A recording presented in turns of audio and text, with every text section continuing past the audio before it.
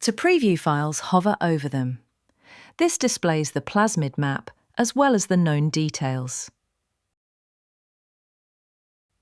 Add new folders with the New Folder button in the top banner, or by right-clicking and selecting New Folder.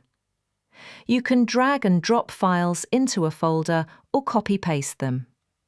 Multiple files can be selected by holding the Control key, or arrange with the Shift key. To open all folders, use the Expand button in the top bar. And to close all folders, use the Collapse button.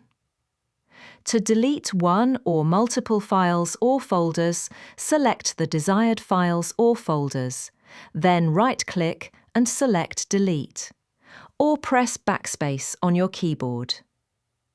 Deleted files are stored in the bin for 28 days. Navigate to the My Files drop-down and then selecting Bin.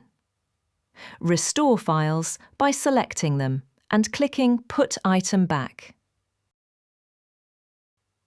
Use the search bar at the top right of the ribbon to quickly find files.